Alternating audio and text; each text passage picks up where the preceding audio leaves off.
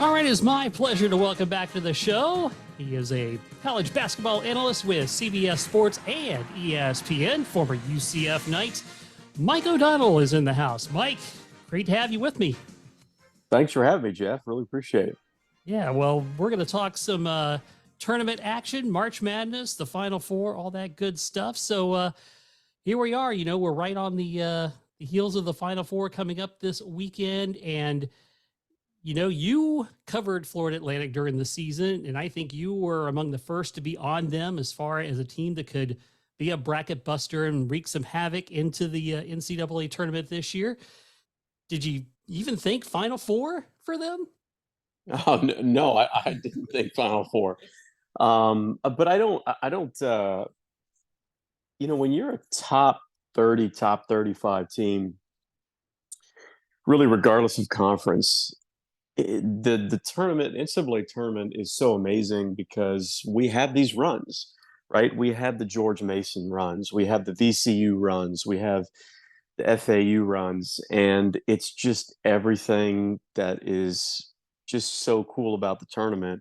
They are, I've been thinking a lot about this. When I first saw them, it didn't hit me right away because the first thing that's was very evident when you watched FAU was obviously their depth, right? I mean, they're essentially the best. They're the best bench scoring team in the country, virtually all season.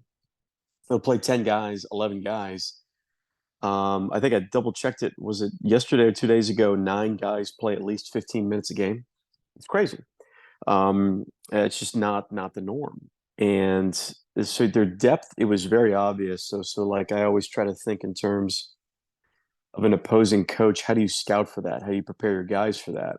Because when you go through a scouting report scenario, you know, you usually you always are honed in on the starting five, and then you look at one or two other guys and be off the bench. The guy's a great shooter, so you have to cover him differently than the other guy that comes off the bench who's more of a slasher.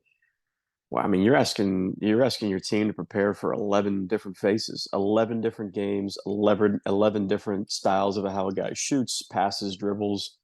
It's a heavy ask. It's a heavy task. So the depth was the big thing first, but then the second thing was they just like unbelievably unselfish.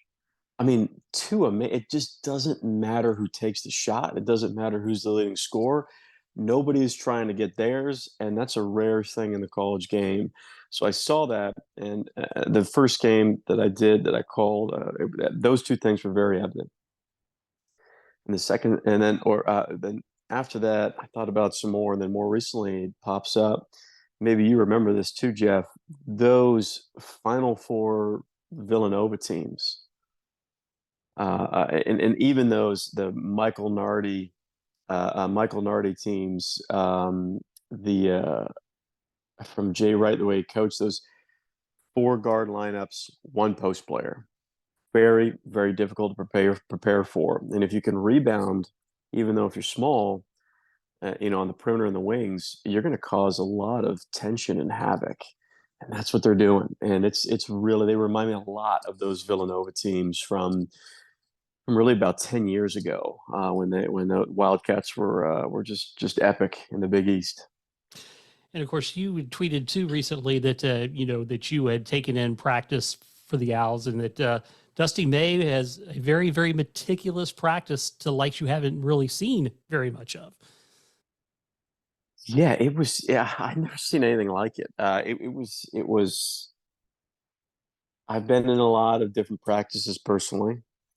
Um, I have seen just one of the overabundance of perks I get from this job is just getting to see all the practices and different styles and coaches, and I don't know if there's anything that's come close to maybe Houston's practice of what I've seen from Dusty May and Florida Atlantic.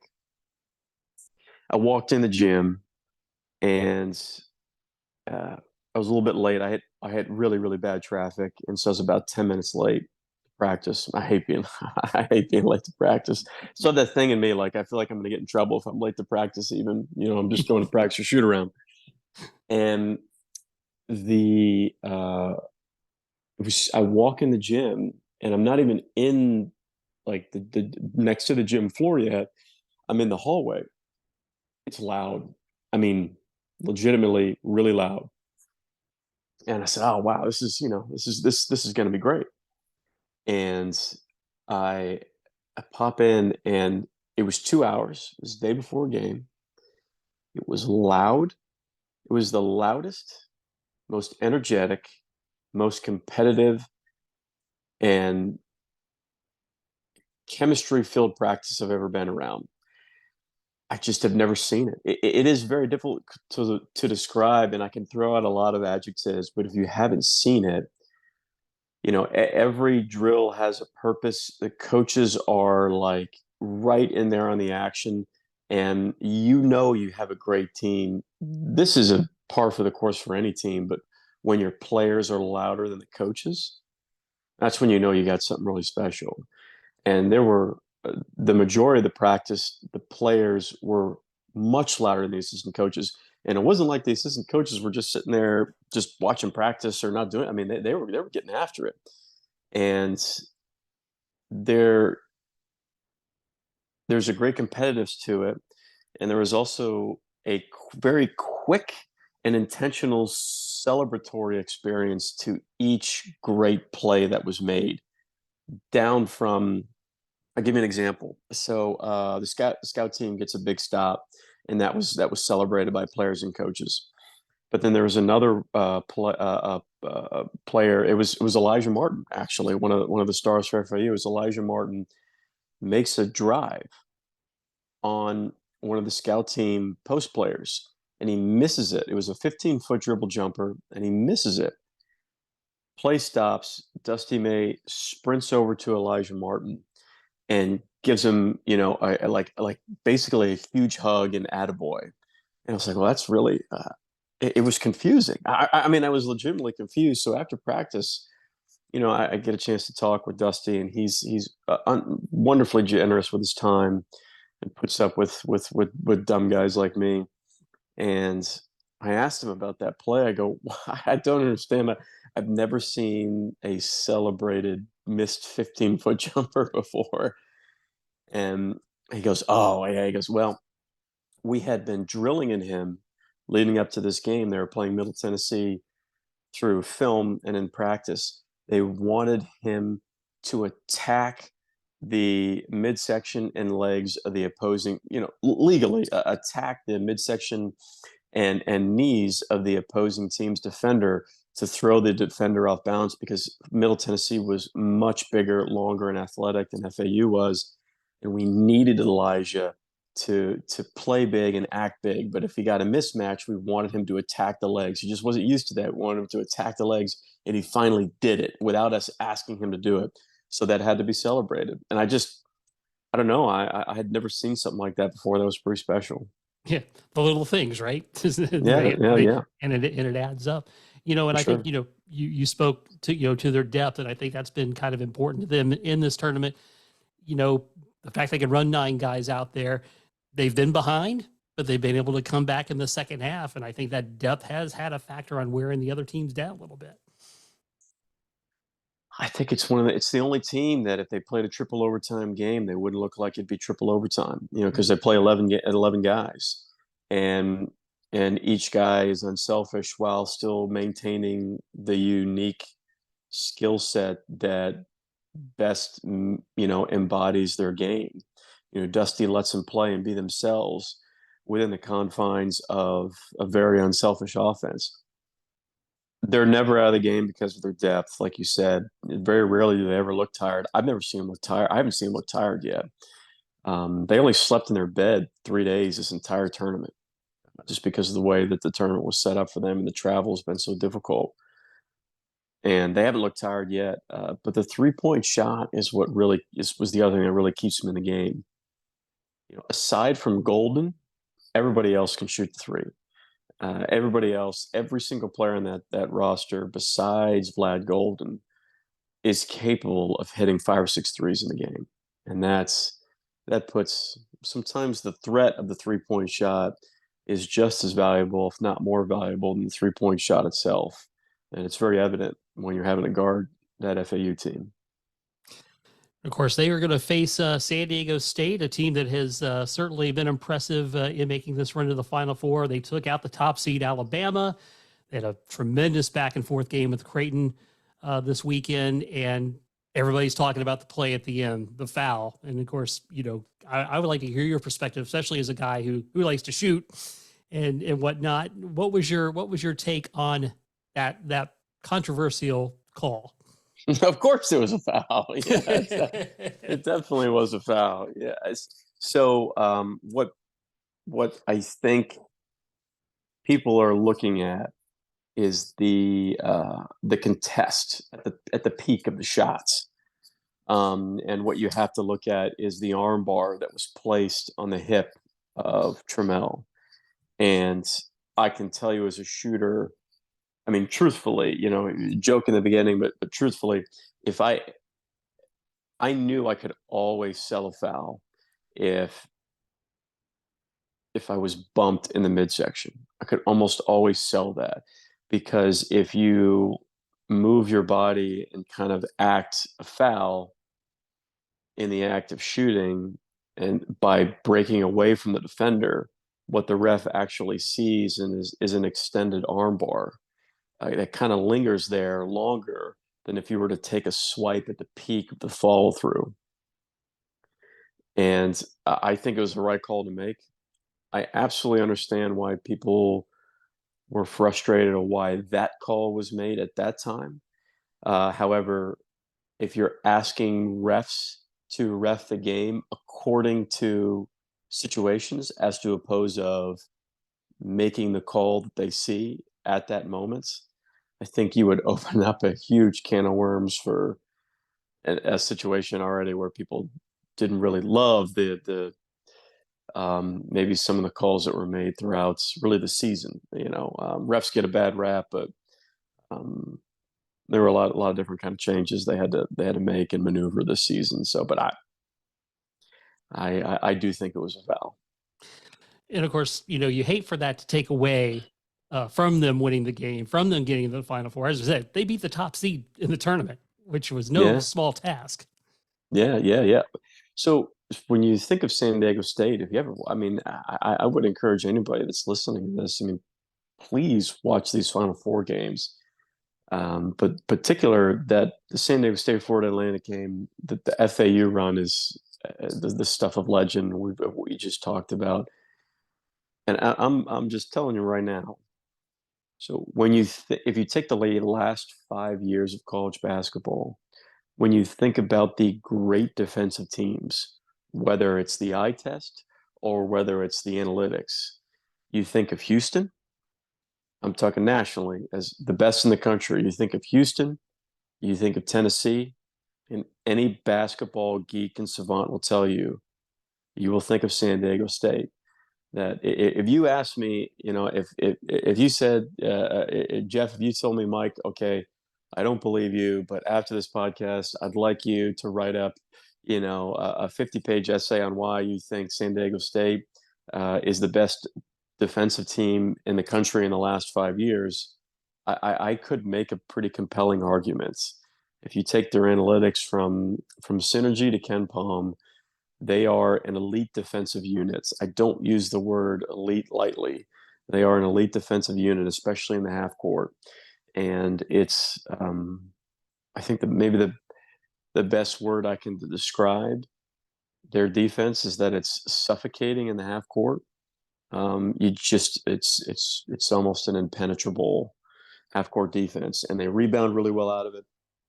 They have an absurdly good shot blocker in Nathan Mensah. It's pretty wild to think that either San Diego State or FAU is going to be playing the national championship game. It's crazy. Yeah.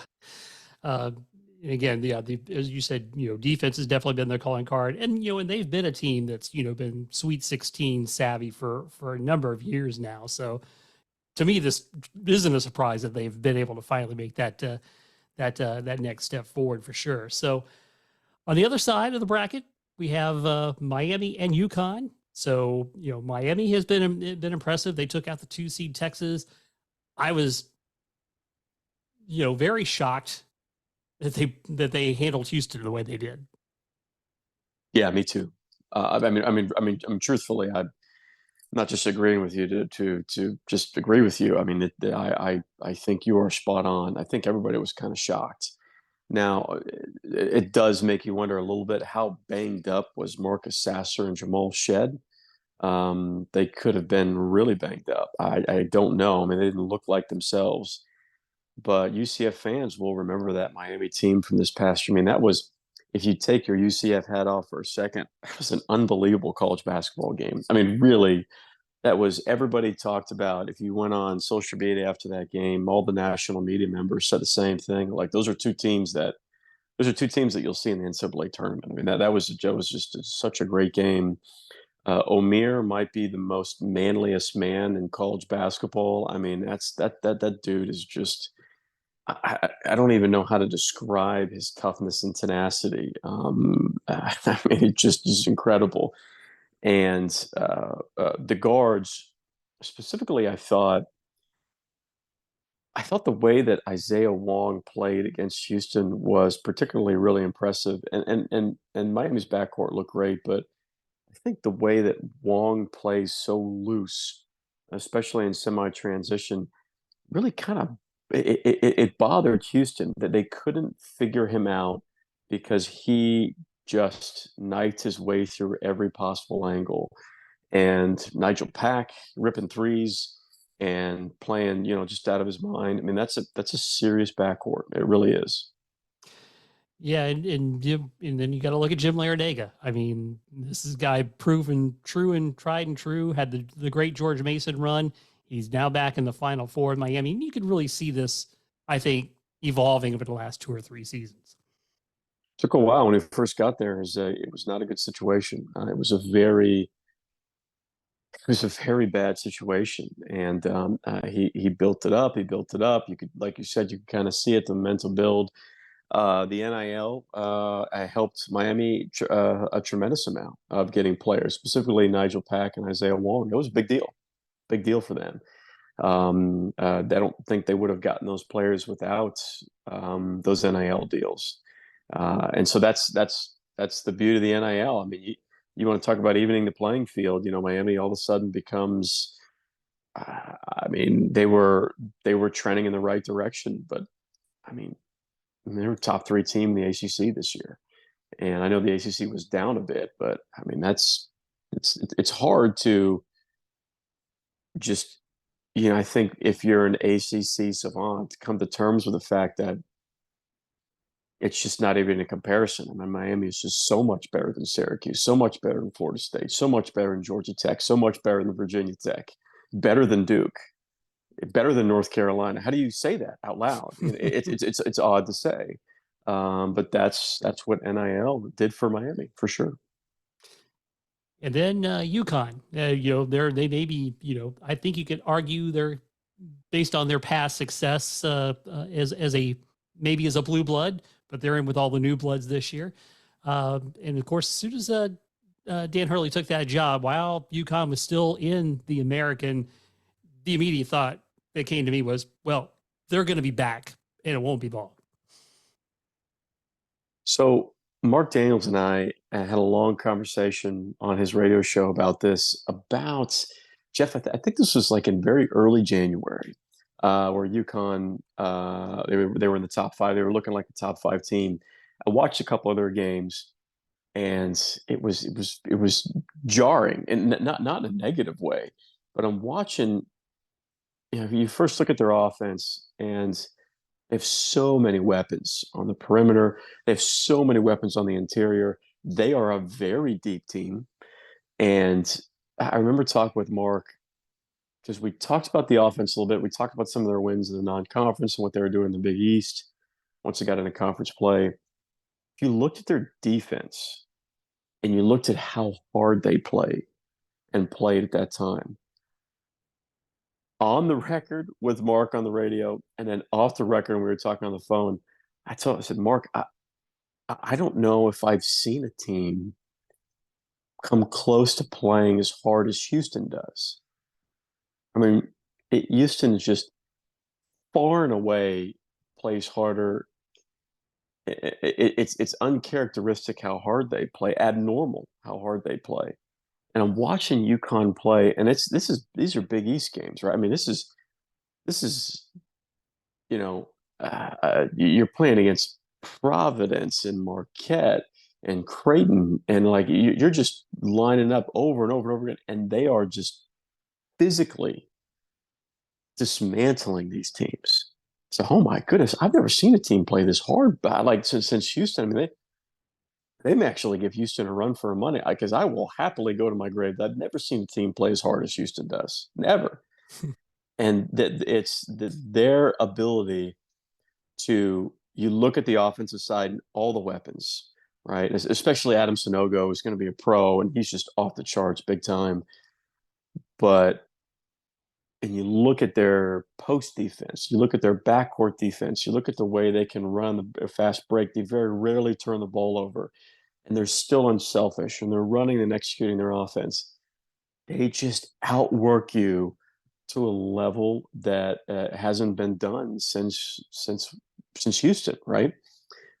What they did against Gonzaga, it's just unbelievable. I It mean, you're was talking about unbelievable. one of the top offensive teams in the country. It's like a potential Naismith Player of the Year and Drew Timmy and like an absolute legend, and it just neutralized him, neutralized everybody. Just physical, aggressive, like rebounding, boxing out, blocking shots, diving on the floor for loose balls. I don't know.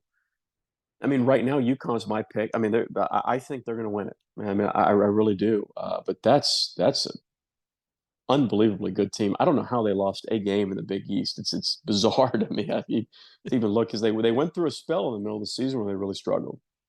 I believe they lost 5-7 in the middle of the season or 4-6, and they it just looked off. But they figured it out for sure.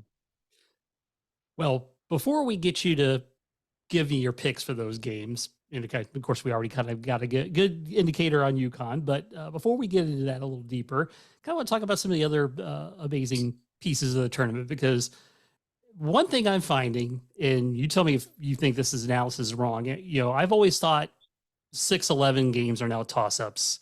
I think 12-5s are almost to that point where they're toss ups. I think 13-4 is now going to be your new 12-5 where you get one or two of those a year. And of course, we got another 16 beating a one for the second time in 5 years. The parity now that this tournament has, my God, please do not expand this tournament because it is dead solid perfect the way it is. Yeah, I my opinion is I believe that expansion is going to come. I don't think it's going to come quickly. I'm in agreement with you that um, it's perfect. I don't think you need expansion. I don't think we should reward mediocrity of a team that finished below 500 in conference play. Um, Now, if it expands to 80, I, I'm. The reality is, I'm still going to watch, and I think most people will watch.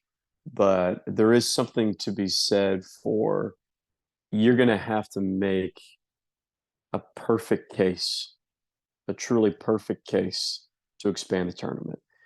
I think it's the best sporting event in the world. I Agreed. think it's the most.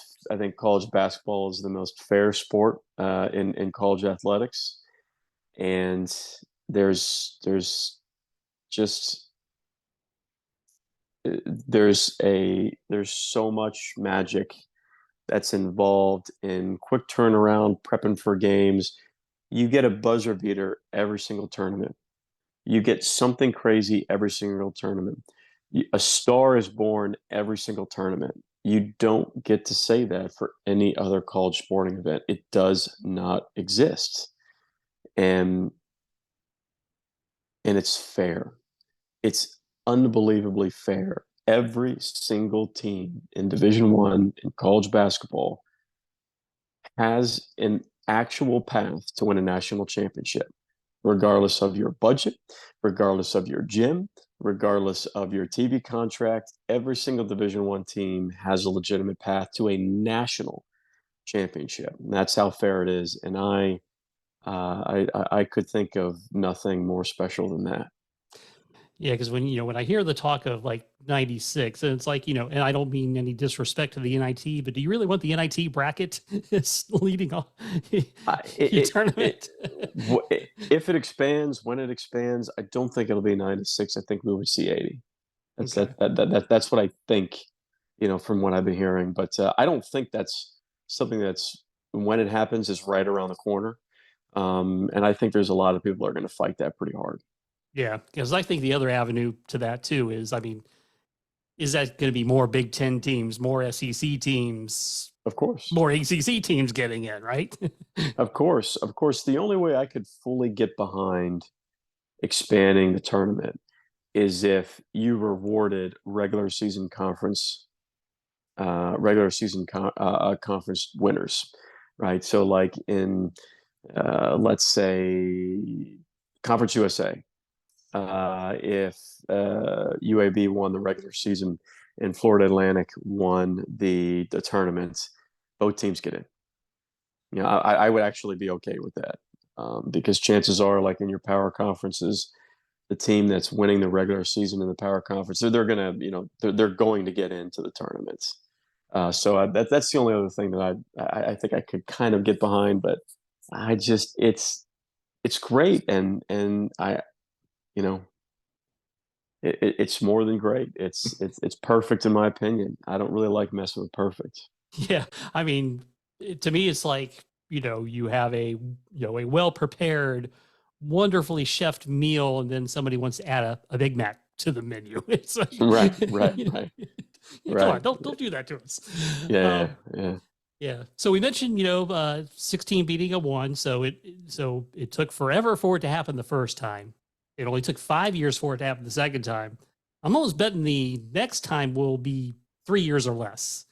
Uh, as I think the gaps get closer, right? It's possible. It's possible. Players are better than they've ever been. I mean, this is like the college basketball game has never been filled with more talent than it has now. So I think it's very possible. I think, I do think the portal has some to do with that. But I also think you've got teams at uh, the non-power conferences that have stayed together for a long time, and I do think that matters. I do think that matters in a tournament setting, and I also believe that style really matters. The way Fairleigh Dickinson plays was literally perfect to press, to beat Purdue by pressing, by full court pressing, creating havoc, taking Zach Edey completely out of it. And that to me is similar to what UMBC did to Virginia. They were full court press and havoc and caused a lot of frustration to the backcourt of Virginia, an extremely talented backcourt of Virginia. So a lot of it has to do with style of play. But you know, I think I think the assumption that a one is always going to beat a 16 seed is gone. And I think that adds even more cachet to those Thursday and Friday games in a way that we haven't had before. The assumption that Duke or Kansas or Kentucky, when they're a number one seed, well, they'll take care of business and move around to the second day.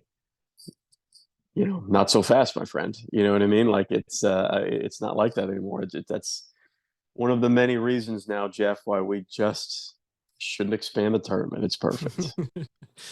And of course, Tobin Anderson moves on from FDU to take over at Iona since Rick Pitino has moved on to St. John's. So, that's the other thing that happens in this. These coaches at the smaller programs all of a sudden have the spotlight and they get the attention of other programs. And here you go. So, Dusty May is definitely going to be on people's wish list now for FAU. Oh yeah, oh yeah. That's the nature of the business, and it happens with players all the time too. As players might come, might be pretty good throughout a season and have just a monster NCAA tournament, and their draft stock just explodes.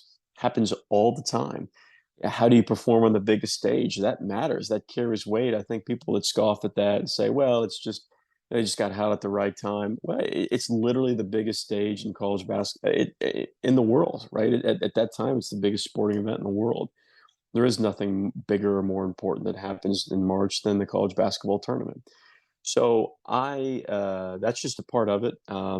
And Tobin going to Iona, I think it's a perfect fit. He's been grinding his entire life to get to this moment. And Dusty May, the only thing about that with Dusty, I don't know if he's going to leave FAU. I don't know if I can just sit here and say that. Now, to the obvious statement of, he could write his own ticket. Yeah. However,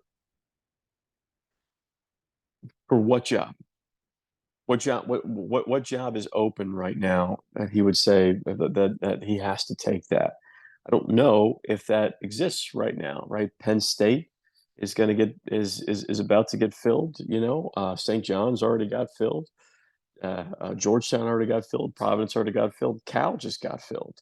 So what job is he going to take that is going to make him make a jump, especially, and they're being recruited right now if he gets all his guys back. FA only has one senior, Michael Forrest, and that entire team could run it back again. And I think there's going to be a lot of teams that are going to try to go after 3, 4, 5 of those guys in that roster. And if Dusty can convince them to stay and run it back, you know, They could be another Butler, right? Butler was in the Horizon League when they went to back-to-back Final Fours. It absolutely could happen, and then I wouldn't be surprised if that does happen. I think the little that I know Dusty May, I always love it when people are like, well, I know Dusty. Nobody really knows. If you're not really really good friends, it's impossible to say it. The little that I do know about Dusty in our conversations we've had, he really likes Boca. I think he loves living in Florida. He loved Gainesville when he was assistant at Florida. There is something to be said for being happy in the place that you're at, and it's just got to be the right gig. So we might find out in a week or two. Yeah. Hey, Mark Few, right? Guy that's been happy where he's been. And he turned his program into a national power. So. Yeah, no question. No question. Jay Wright at Villanova could have taken a bunch of jobs and stayed at Villanova. He's really happy, loved it. There's something to be said for that.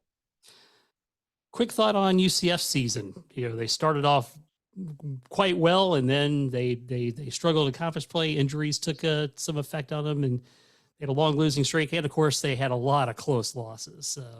What's your overall estimation of the season for the Knights? Ken Palm has a metric, a luck metric. I don't know if you've ever seen it, Jeff. And essentially, UCF, I got to double check it one more time. But there's over 320 Division I teams, and they were like 319th in bad luck as one of they were one of the unluckiest teams in the country. And that luck metric has a lot to do with analytics and tight ball games and everything. And but I won't bore you with, but it's true. There's plenty of unlucky moments. Total roller coaster season. Very, very talented group that most people didn't realize how talented they really were. I thought Coach Dawkins did a really great job finding players in the portal that fit all the other pieces together. And that win over Oklahoma State was big. Win over Santa Clara was big. Even though Florida State had a down year, they just kicked Florida State. He beat Memphis at home in overtime. And so there were a lot of positives to take away from it, but it was roller coaster. I mean, there were losses in there that they just should not have lost. And I do think that a lot of that has to do with the inconsistency of the lineup, is they were crushed with injuries. I mean, really, I think if you ask Coach Dawkins that point blank, and he was brutally honest, he would never. He's anti. It's just the non-excuse guy. when you don't have your guys, when you don't have your starting point guard, we don't have a potential all-conference player for almost half of the season at the point guard position. That's a it's a huge deal. I mean, Darius Johnson being out for that much time, that's a big deal because I think the general fan, when a player is injured, you hear next guy up, and yes, that's true. But specifically from the point guard position, your rhythm on offense changes when that point guard isn't there, and so you have to get used to a new rhythm, how you receive a pass, the timing, the flow. And then when a player comes back, specifically a point guard from injury, you have to find a new rhythm again because it's not the rhythm of when he was healthy. It's a new rhythm of he's trying to get back into playing shape while feeling like his own self at this time. So you have to rhythmically be in constant flux. And I'm not here to make a bunch of excuses, but that is the reality. I've been in situations like that before. It's very, very difficult if you're not a healthy team. And yeah, I think Coach Dawkins would say it's not where they wanted to be, but you made it to major postseason, right? Not the goal. You didn't make the NCAA tournament. You made it to the NIT. You beat Florida at Florida, and I understand they were out. That Florida was out without Castleton, their best player. But I don't care. You go to Florida, you beat Florida. That's a big deal. I think it's a huge deal. And they just ran out of gas against Oregon. But you won a game in the postseason. I think that does help from a recruiting standpoint. Like it definitely helps recruiting the state of Florida when you're playing in postseason and then you beat Florida at Florida. I think that definitely helps when you're recruiting the state of Florida kids. No question about it. It definitely helps. But you got to reload quick, really quick, because you lose Taylor Hendricks, who will probably be a lottery pick, the greatest freshman in the history of UCF. It's not even close, in my opinion. I mean, just an absurdly amazing talent, fantastic kid, and you gotta reload in a way that I don't think the casual UCF fan fully understands. And I don't say that, I don't mean that in a demeaning way. I just mean it in that Big 12 basketball. It's the best conference in the country. Is you're not recruiting against teams that are trying to put together a roster to get to the NCAA tournament. You're recruiting against teams that are putting together a roster to win a national championship. It's a big difference, a big difference. And so it might take a little time. You brought up Taylor Hendricks, and of course, one of the most amazing things that stood out to me about him, not just the shot blocking ability on defense, but I think he was amazing guarding guys on the perimeter. Had tremendous footwork. Uh, you know, obviously the best freshman we've ever seen at UCF. What stands out to you as his best trait? Can I give you two things? Sure. Okay, I'll give you two things. You mentioned his defense, and I agree with everything you said defensively, which is why he's going to be, a 3-and-D player in the NBA, and he'll probably make $20 million a year at some point in time in his career because he'll shoot over 40% from the corner three, which is the most valuable shot in the NBA, and he'll do exactly what you just described, right? He'll block shots and he'll be able to guard combo guards and hybrid wings because that's what he's going to end up having to play as a hybrid wing. So he's going to be able to guard multiple positions. But there are two things that stand out to me. First is his efficiency. He's the third overall most efficient player in the American Conference, regardless of classification. He never takes bad shots. He's never rushed, and you know how good of a 3-point shooter he is. But his decision making around the rim and inside of 15 feet is elite. I mean, really, really, really special. Because of his efficiency was so high, he had the second highest freshman overall rating per Bart Torvik. Bart Torvik is probably the second most popular analytics website besides Ken Palm that the kind of the general public has access to. And he has the second highest overall freshman rating in the country. Brandon Miller is number one of Alabama. Taylor Hendricks is number two. Grady Dick is number three. Brendan Hendricks and Grady Dick will probably be top 5 picks in the NBA draft. And Hendricks is right there because of his efficiency, off the charts. And his second thing is something that is a little bit hard to quantify, but one of the reasons why he'll fall into the lottery is his ability to be coachable. Uh, Coach Dawkins, I've said this before on a broadcast. It's not very often that Coach Dawkins will provide a hot take about a player, right? Of what we in the media to call a hot take, just because he's a very very fair and calculated individual. It's one of the reasons why he's so successful. But I went to a practice before the season, and he was just, I mean, he was just great. He was the best player on the floor, and I was just asking about him, like, hey, what's it like coaching this kid? And he took a pause, and he said, Mike, he's the most coachable freshman I've ever coached, and it's including at Duke and when he was at Stanford. That's just an insane amount of praise for a kid coming from Coach Dawkins, because think about all the freshmen he's coached at Duke. I mean, it's NBA All Stars, it's McDonald's All Americans, it is Naismith Players of the Year. He's the most coachable freshman he's ever had. And you just tell him to do one thing and he figures it out right away. He can turn his back and walk away. You only have to say it once. He just gets it. And so when he's in these workouts, in the pre-draft process, in front of head coaches and assistant coaches and general managers, and they tell him to do one thing and he does it, it's going to serve him incredibly well. And too bad he's not the conference freshman of the year. I don't understand that at all. Yeah. No. Yeah. I mean, Walker from Houston, definitely a terrific player, but Hendricks was 9 times the freshman of the week. It's kind of a no-brainer there. He broke the record for American Conference Freshman of the Week honors, and he didn't win Freshman of the Year. I don't fully understand how that's possible. Yeah, it's pretty crazy. So, all right, final 4 picks: Florida Atlantic, San Diego State. Who do you like? I'm picking the Owls, picking Florida Atlantic. I'm sticking with the backcourt, the depth of Florida Atlantic, but this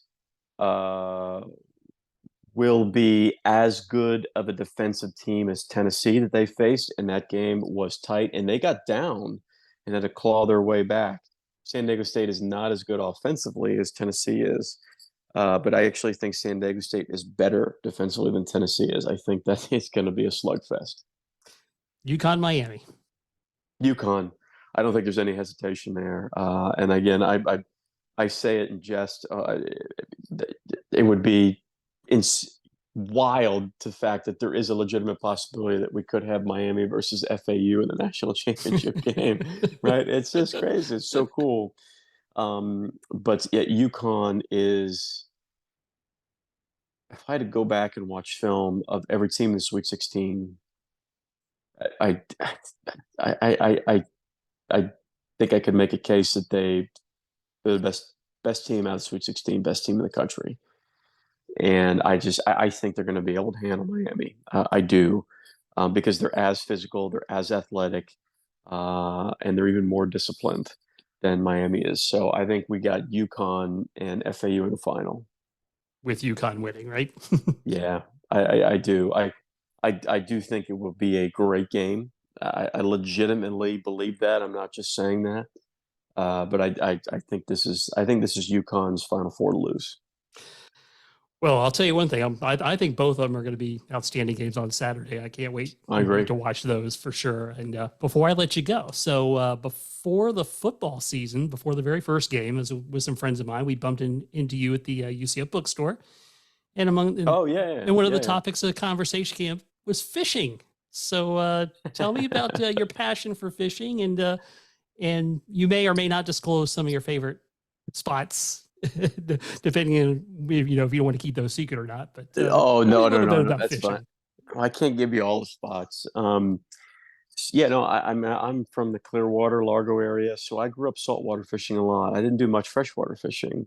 I was underneath, overpasses, kayak fishing, and so I grew up loving to fish. I also think I was so tired all the time. I played so much basketball that fishing was the relaxing release kind of thing. I'm just a saltwater guy through and through. But I grew up fishing. My dad liked to fish. My grandfather. So this is really funny, Jeff. I literally, right before I hopped on this podcast, I just put my daughter to bed. And my daughter, when I put her to bed, she loves for me to tell stories about when I was a kid. And I just told her a fishing story that when I went fishing when I was a kid with my seriously, literally, Nice. this is 30 minutes ago, just told her the story. My grandfather is the best fisherman that I know. He grew up, he was in poverty. And if he didn't catch anything, his family didn't eat. He had three brothers and three sisters. His father left him, and so he had to be an expert fisherman, or they did not eat. They ate fish, breakfast, lunch, and dinner, with some bread. That was it for decades. So he got really good quick, and he.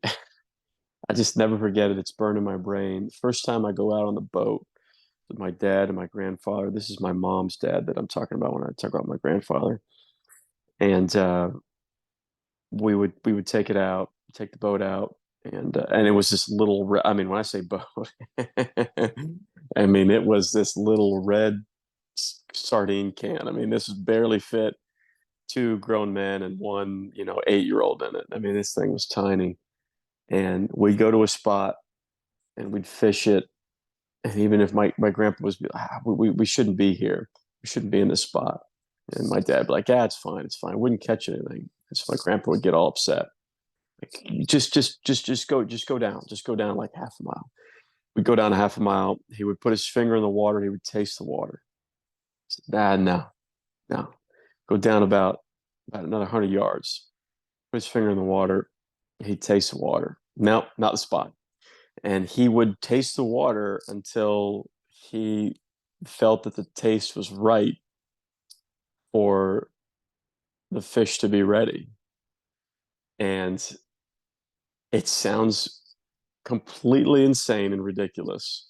I have no reason to make this up to you right now, but every time he would taste the water in the spot, we would catch fish. Every time he found the spot that literally tasted right to him, we would catch fish. It always, with the different areas in the mangroves or underneath the overpass, and it was, he's the greatest fisherman I've ever seen in my life. So I take it that skill was not hereditary then. No, I'm not. No, I'm not great. I'm no, no, no. I don't have it, but I love. I am definitely the guy that I don't have to catch fish to have a great day. Fishing.